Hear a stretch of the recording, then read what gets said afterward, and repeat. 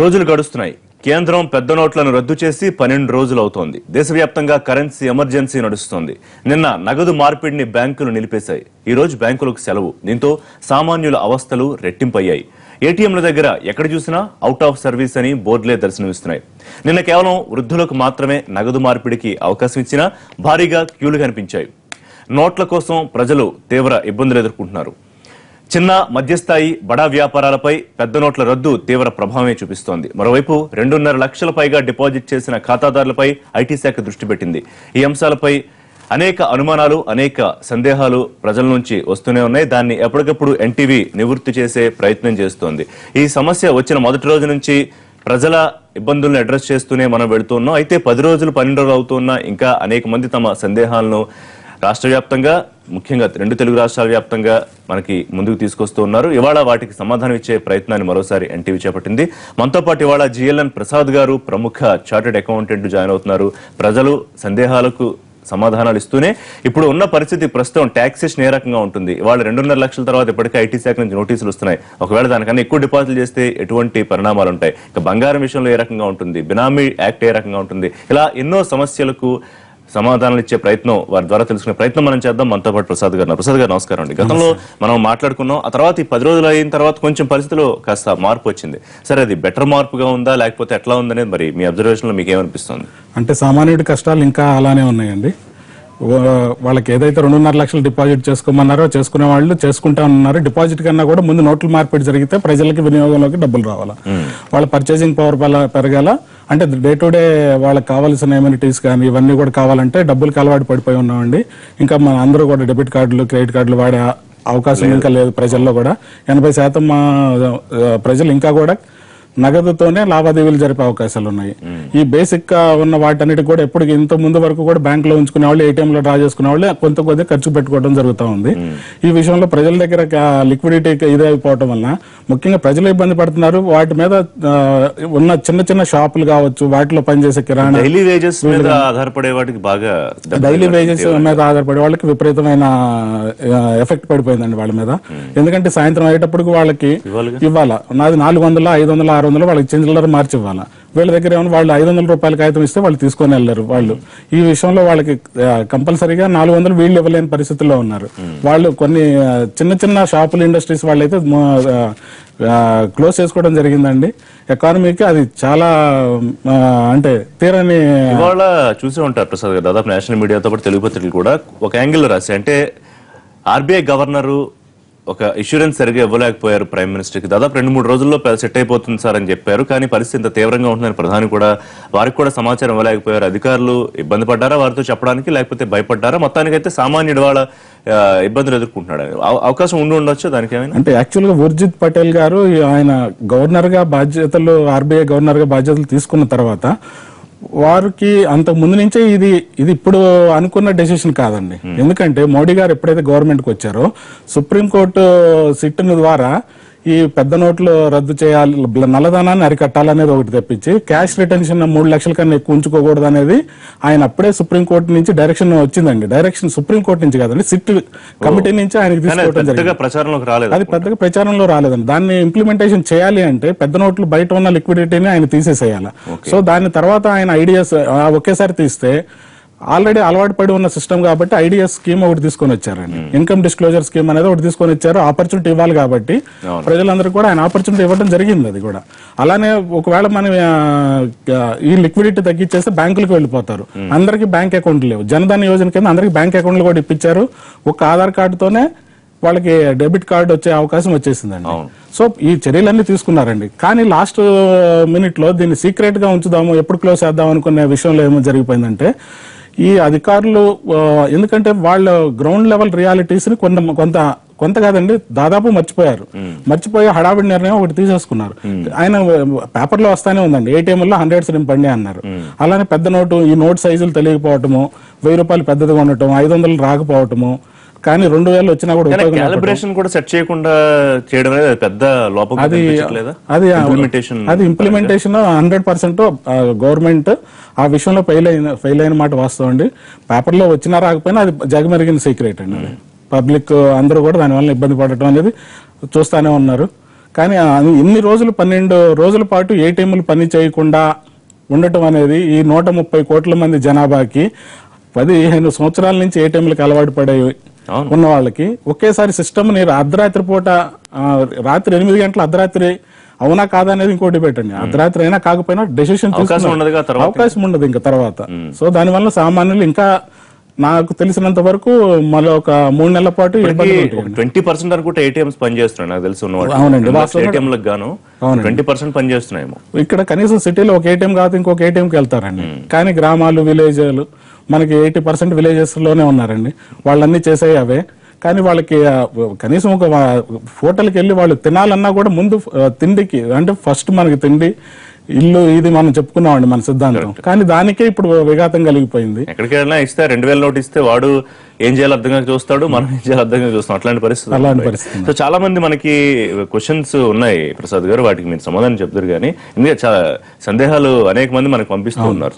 అంతకన్నా ముందు అవి తీసుకోవడానికి ముందు 2.5 లక్షల గురించి కూడా మనం మాట్లాడాలి. ఒకసారి కరీంనగర్ వెళ్దాం. ఫస్ట్ కరీంనగర్ లో మనకి వాళ్ళకున్న క్వశ్చన్స్ అడగడానికి సిద్ధంగా ఉన్నారు. వాళ్ళ పాయింట్స్ ఏంటో తెలుసుకునే ప్రయత్నం చేద్దాం. సంవత్సరాల కాలం నుండి మా స్వచ్ఛంద సంస్థను రన్ చేస్తూ ఉన్నాం సార్. ప్రతి సంవత్సరము మేము 7 నుంచి 10 లక్షల రూపాయల మధ్యలో డొనేషన్స్ వస్తూ అనేక స్వచ్ఛంద కార్యక్రమాలు నిర్వహిస్తూ వస్తున్నాము. ఇటీవల ఈ 500, 1000 రూపాయల నోట్ల రద్దు వలన మాకు డొనేషన్స్ ఇచ్చేవాళ్ళు సేమ్ పాత పద్ధతిలో వస్తున్నప్పటికి కూడా బ్యాంకులో వాటిని మమ్మల్ని అనుమతిస్తలేరు. ఇంకోటి వీటికి కంపల్సరీ ఐటీ పడుతుందని, తర్వాత ఇతరత్ర కార్యక్రమాలతో మమ్మల్ని కొంత బ్యాంకు వాళ్ళు ఇబ్బంది చేస్తూ ఉన్నారు. మరి మేము స్వచ్ఛంద సేవకి పూనుకున్నటువంటి గత 10 సంవత్సరాల కాలం నుండి యథావిధిగా అంతకంటే ఎక్కువ డబ్బు ఎక్కడ ఖర్చు పెట్టలేదు. మరి ఇప్పుడున్నటువంటి పరిస్థితి లోపల మా స్వచ్ఛంద సంస్థకు డొనేషన్ చేసే వ్యక్తుల నుంచి మేము డబ్బును స్వీకరించవచ్చా, మరి స్వీకరిస్తే ఏ మార్గాల్లో మేము స్వీకరించుకోవచ్చు, వాటిని ఏ రకంగా ఖర్చు పెట్టుకోవచ్చు, మేము బ్యాంకు వారికి మేము ఏ రకంగా సంజాయి చెప్పుకోవచ్చు, ఐటీ వారికి మేము ఏ రకంగా సంజాయి చెప్పుకోవచ్చు, ఇటు డొనేషన్ ఇచ్చే వారికి ఏ పద్ధతిలో మేము వాటిని తీసుకోవాలో మాకు సలహా తెలియజేసేందుకు. రైట్. సో ప్రసాద్ గారు, ఇది వెంటనే మనం 2 రోజుల క్రితం చూసాం చారిటబుల్ ట్రస్ట్లకి నోటీసులు రావడం. సో ఇప్పుడు వారు అడిగిన ప్రశ్నకి మరి ఏమిటి సమాధానం?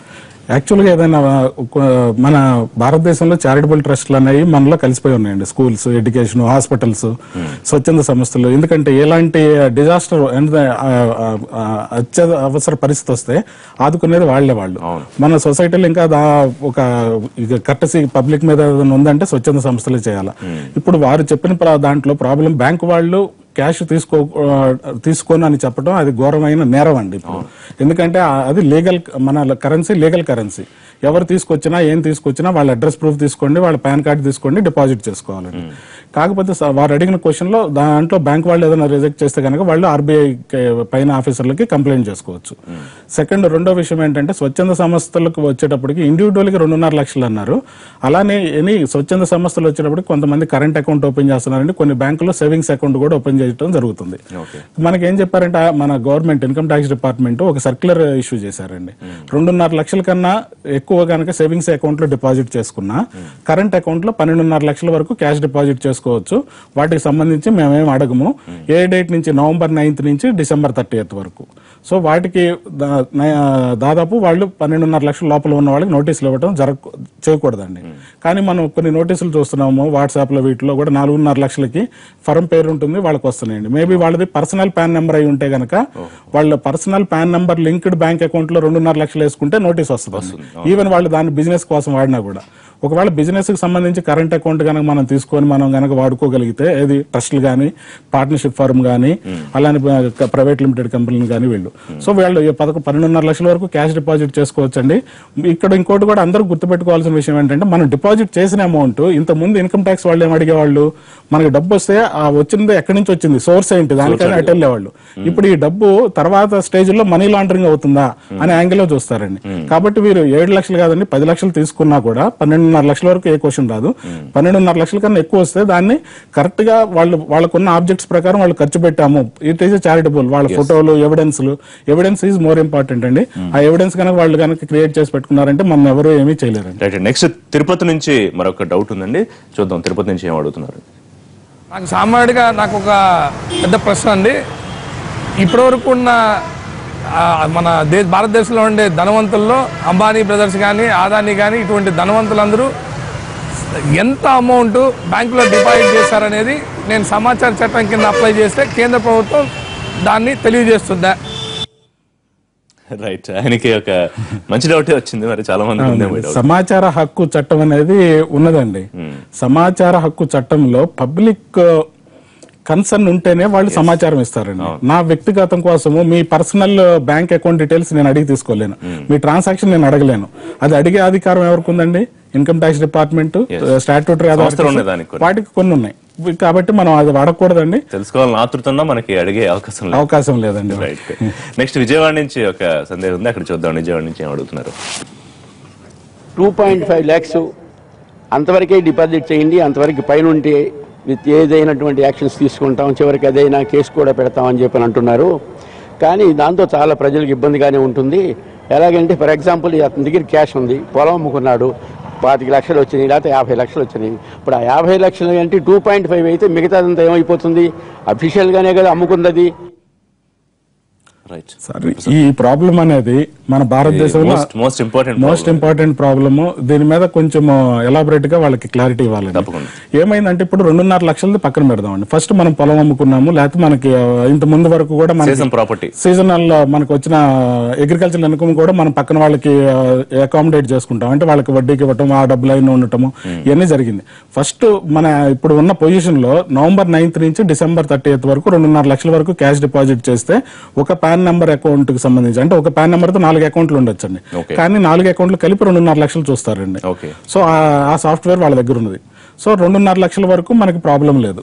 డిపాజిట్ చేసుకున్నాం అంటే దాని మీద ట్యాక్స్ కూడా ఏం రాదు. ఇంకొకటి 2.5 లక్షల తర్వాత ఎబో గనక మనం అమౌంట్ డిపాజిట్ చేసుకునే ఉంటే గనక మనకి దాని మీద ఇన్కమ్ ట్యాక్స్ పడే అవకాశం ఉందండి. ఎప్పుడు మనం దాన్ని జస్టిఫై చేసుకోవాలి, అంటే మనం వాళ్ళకి ఎవిడెన్స్ చూపెట్టాలి, సోర్స్ చూపెట్టగల. ఇప్పుడు దాంట్లో మనం ఇక్కడ సోర్స్ చూపెట్టేటప్పుడు ఏమవుతుందంటే మన ఊర్లో మనకి జరిగేది ఏం జరుగుతుందంటే, మన అగ్రికల్చర్ ల్యాండ్ మనం 5 లక్షలకి అమ్ముతామండి. సబ్ రిజిస్టార్ ఆఫీస్కి వెళ్తాం, మీరు నేను సంతకం పెడతాము, 5 లక్షలు నాకు ఇచ్చారు, మీకు 5 లక్షలు అని చెప్పేసి నా పొలం వారికి అప్పచెప్పేస్తున్నాను అని చెప్పేసి రాసేసుకుంటాం, అయిపోతుంది. అంటే డాక్యుమెంట్ అగ్రికల్చర్ ల్యాండ్ అమ్మటే ఎగ్జామ్టెడ్ అండి. ఇన్కమ్ ట్యాక్స్ లో అగ్రికల్చర్ ల్యాండ్ అమ్మితే ఎగ్జామ్షనే ఉన్నది, దానికి ట్యాక్స్ పడదు. కానీ డాక్యుమెంట్ లో నేను ఎంత కొనుక్కున్నాను, ఎంత కమ్మానని చెప్పారండి, 5 lakhs అన్నారు. కానీ వారు అక్కడ విడిగా అమ్మేటప్పటికి ఏమవుతుంది, 40 లక్షలు 50 లక్షలకి అమ్మేస్తారు. ఆ రిమైనింగ్ అమౌంట్ ఏమవుతుందంటే, నేను బ్లాక్ మనీని వేరే వాళ్ళ బ్లాక్ మనీని నేను అకామిడేట్ చేసుకున్నాను, అంటే నేను సర్దేసుకున్నాను. సో దానికి ఇప్పుడు నేను బాధ్యుడిని అయిపోతున్నాను. సో ఇలాంటి వాళ్ళు ఏమయ్యారంటే, ఇది అమాయకులంతా కూడా ఇలా దొరికిపోయారండి. సో దీంట్లో ఇక్కడ వచ్చేటప్పటికి దీనికి సొల్యూషన్ మనం ఏం చేయాలి అంటే, ఇప్పుడు 2.5 లక్షల కన్నా ఒకవేళ కనుక మన ఇంట్లో ఎవరిని ఉంటే అందరి పేరు మీద 2.5 లక్షలు మనం డిపాజిట్ చేసుకోవచ్చు. దాని వరకు వేరే పాన్ నెంబర్స్. సో అంటే అది మన ఫ్యామిలీ మెంబర్స్ అని, అది వేరే వాళ్ళ అకౌంట్ లో వేస్తే మనీ లాండరింగ్ యాక్ట్ వస్తుందండి. సో మన మనీ లాండరింగ్ యాక్ట్ కింద అది చాలా కాంప్లికేటెడ్. సో మనం వేరే బయట వాళ్ళని ఎవరు కాకోకుండా మన దాంట్లో చూసుకోవాలి. 2.5 లక్షల కన్నా అబౌవ్ అమౌంట్ డిపాజిట్ చేస్తుంటే దానికి మన సోర్సెస్ మనం చూపెట్టలేము ఇప్పుడు. ఎందుకంటే మనకి అగ్రికల్చర్ పని తప్ప ఇంకోటి జాతి కాదు. ఆ 2.5 లక్షల మీద మనకి బేసిక్ ఎగ్జామ్షన్ లిమిట్ ఒకటి ఉండదు. సో ఒకవేళ 50 లక్షలు ఇప్పుడు వారు అన్నారు కదండి, 2 లక్షలు చూపించుకుని మిగతా దాదాపు 47.5 లక్షలు చూపించలేకపోతే కనుక వారు ఎటువంటి సిచ్యువేషన్ ఫేస్ చేయాల్సి వస్తుంది? అంటే దాని మీద మనకి 30% ట్యాక్స్ లోకి వెళ్ళిపోతామండి. సో దానికి ఇప్పుడు జైలు శిక్ష భయాలు కూడా ఉన్నాయి. అంటే యాక్చువల్ గా ఇండివిజువల్ ని సామాన్యులు కనుక వాళ్ళు ఏమన్నా ఇప్పుడు భయపెడతాం జరుగుతుందండి. ఎందుకంటే ఇలాంటి కొంతమంది అమాయకుల్ని వాడుకొని నల్లధనం ఉన్న వాళ్ళు, అంటే బ్లాక్ మనీ క్రియేట్ చేసుకున్న వాళ్ళు అమాయకులను అడ్డం పెట్టుకుని ఇలాంటి వాటిని చేసి వాళ్ళు అకామిడేట్ చేసుకుని ట్యాక్స్ ఎగ్గొట్టి తప్పించుకుంటారేమో అనే ఉద్దేశంతో ఇవన్నీ చేస్తున్నారు. ఈ దేశంలో ఇది ఒక్కళ్ళ ప్రాబ్లం కాదండి. రేపు వీళ్ళందరికీ నోటీసులు పంపించడం ఈజీ అండి. ఇప్పుడు సాఫ్ట్వేర్ లో 2.5 లక్షలు రాగానే ఆఫీసర్ కూడా తెలియదు, ఆయన సంతకంతో ప్రింట్లు వచ్చేస్తాయండి, చాక్లెట్లు పంచినట్టు అందరికీ వచ్చేస్తాయి నోటీసులు. సో నోటీసులు వచ్చినంత మాత్రం జైల్లో పెడతారనేది ఇన్కమ్ ట్యాక్స్ లో లేదండి. ఎంతో ట్యాక్స్ ఎగ్గొట్టిన వాళ్ళని ఇంకా జైలుకి వెళ్ళడానికి వాళ్ళకి ఇంకా చాలా చట్టాలు ఉన్నాయండి. హైకోర్టు, ట్రిబ్యునల్, హైకోర్టు, సుప్రీంకోర్టు ఇక్కడ దాకా ఉన్నాయి. ఇలాంటి ఇండివిజువల్ అన్ని తీసుకెళ్లి జైల్లో పెట్టి ఇన్కమ్ ట్యాక్స్ వాళ్ళు కానీ ఇది జరగదండి. దాని గురించి అసలు భయపడాల్సిన పని లేదు. ఏదైనా వస్తే 30% ట్యాక్స్ కట్టుకొని బయటకు వచ్చేస్తాం. సో ముందు జైలు భయం వదిలేయాలి, ప్రసాద్ గారు చెప్పినట్టు. దానికి ఏం చేయాలనే మార్గాలు ఇంకా మనం మాట్లాడుకుందాం. తర్వాత శ్రీకాకుళం నుంచి ఒక డౌట్ ఉంది, ఒక కాలరు మాట్లాడుతున్నారు శ్రీకాకుళం నుంచి. కడుతున్న డబ్బులకి పాన్ కార్డు కావాలంటున్నారు. పాన్ కార్డ్ అంటే ఇంటీరియర్ ప్లేసెస్, ఇప్పుడు కొండల్లో ఉండే వాళ్ళకి పాన్ కార్డ్ అంటే ఏం తెలుస్తుంది, వాళ్ళకి ఏంటి అవగాహన ఉంది? ఎస్ ప్రసాద్ గారు, పాన్ కార్డ్ అంటే తెలియదు చాలా మందికి, నిజంగా చాలా మంది పాన్ లేదు వాళ్ళు కూడా. ఇంటీరియర్ వదిలేసేయండి, సిటీలో ఉన్న వాళ్ళకి కూడా కొంతమంది లేని మనం తెలిసిన వాళ్ళు ఉంటారు. రెండోది కార్డులు యూసేజ్ కూడా చాలా మందికి తెలియదు. సో చెప్పండి. అంటే పాన్ కార్డు లేని వాళ్ళకి ఇక్కడ ఒకటండి, మనం ఒకటి ఆలోచించాలి. 2.5 లక్షలు దాటితే మనకి ఇన్కమ్ ట్యాక్స్ ఉంది అనుకుంటాము. అంటే సంవత్సరానికి ఒక 2.5 లక్షలు సంపాదించే వాళ్ళు అంటే నెలకి 20 నుంచి 25,000 వరకు శాలరీ వచ్చేవాళ్ళు ఉంటారు. ఈ రోజుల్లో శాలరీ వచ్చేవాళ్ళు ఒక 25,000 రూపాయలు వాళ్ళు శాలరీ తెచ్చుకుంటున్నారు అంటే ఆ శాలరీ పే చేసే వాళ్ళకి దగ్గర ఈయన పని చేస్తున్నాడంటే అతనికి ఆదాయం ఒక ట్యాక్స్ ఒకటి ఉంటుంది, ట్యాక్స్ ఇంత అమౌంట్ దాటితేనే తెలుస్తుందండి.